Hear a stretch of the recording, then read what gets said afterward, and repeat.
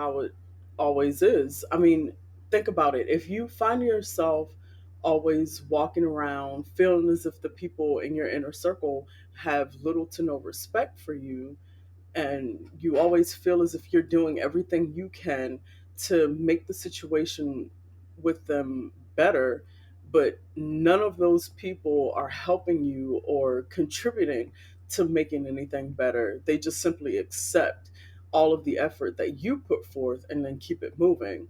There's zero reciprocity, or they may just do enough for you to say that they did something, nothing major or consistent. For example, if you have a friend or partner who you're always driving around from here to there, whenever they need to go somewhere, you're the one to take them. You will even change your schedule or cancel plans that you've made just so you could cart them around, and they never even think about offering gas money, or they might give you $5, $10 every now and then. And if you ever say anything about it, they act as if you're wrong for bringing it up. Or they try to make you look like the bad guy or insensitive because you know they don't have reliable transportation. Or maybe they say things like, well, I gave you gas money, as if the $5 that they gave you that one time is supposed to make up for months of free rides. After going through situations like this with them for so long, you find that you start to build a resentment for these people. And yet, even with all of this resentment, you still remain. You do nothing to remove yourself from the situation. Yes, you try to talk to them and explain to them how their actions are making you feel, only to have them deflect the conversation. You do more and more talking and seemingly good deeds in hopes that one day they'll take notice of your hard work and contributions to their lives, or at the very least show show you a little gratitude. But it just never happens. And you remain in this mental turmoil and pain and suffering. Have you ever stopped to think that maybe, just maybe, you are your own problem? You are the one causing all of this pain and suffering for yourself. This is the time where you have to ask yourself, am I being supportive of this person, or am I enabling their behaviors? Are my actions contributing to their negative behavior and in turn causing me to harm myself? What would happen if I stopped giving in to them and started thinking more about myself and my own needs? Even unintentionally, enabling behaviors can promote a negative routine and actions. However, encouraging actions can help the person that you care about to move along on their own healing journey. So you could feel as if you're doing everything you can to support them, but find that none of these things are actually working in their favor or in your favor. This is when their problems become your problems, and you have to make the decision. Do I save myself by allowing them to help themselves, or do I enable them to continue being problematic and harming me in the process? This can be a very challenging situation, especially when you're trying to find balance between offering assistance and allowing space for someone who's in a bad place in their life to grow, especially when that person is someone that you truly love or care about. Who really wants to watch their children or their partner suffer or deal with any kind of mental anguish? No one, unless you're kind of mentally disturbed yourself. So you find yourself in a position where you're now grappling with your need to control the situation and micromanage their every move as if they were a small child who doesn't have the ability to do anything for themselves. then you have the audacity to get upset with them for not allowing you to do so. Or you get upset with them because they do allow you to do so. And now you hate feeling as if you have to guide them every second of their lives. It's like a catch 22 that you have created. These feelings may become even more heightened when you start to see this individual beginning to pull away from you emotionally, mentally, physically, or they start isolating themselves from you. They want to socialize apart from you because what you deem as being help to them feels like you're smothering. So, recognizing the difference between enabling and helping is the first step in setting your personal boundaries. It's perfectly okay to be around to support your friends and families and loved ones, but you have to maintain clear and distinct lines that you will not allow to be crossed, not by them, but more importantly, not by yourself. Being supportive is not you enabling someone. When you are truly and honestly being supportive, you are not shielding the other person from the fullness of the repercussions of their own actions. Being supportive actually gives the individual the confidence to actively participate in their own behavioral corrections. If you want to truly be supportive, there are about three things that you need to stop doing. So, one of the first things that you need to stop doing to enable people is trying to change the narrative of unfavorable situations. And this includes you coming up with excuses for their negative behavior. For example, say you have a partner and they have a suspended driver's license. They're driving late at night and blow through a stop sign. The police come, pull them over, and they either get a ticket or they get arrested. Then they come to you with all the excuses about how the police are out to get them or they were hiding and just came out of nowhere. Don't change the narrative for them or allow them to change the narrative about what happened, because this is a situation that they created. This person had a suspended driver's license. They knew they had a suspended driver's license and shouldn't have been driving in the first place. So, saying that the cops were hiding or that the world has some sort of vendetta against them is not going to fly. You need to allow this person to take accountability for the mess that they've created for themselves and not change the narrative of the story to make excuses for their negative behaviors. If you truly want to be supportive for someone and not be seen as an enabler, the second thing you need to stop doing is trying to take control or direct their lives.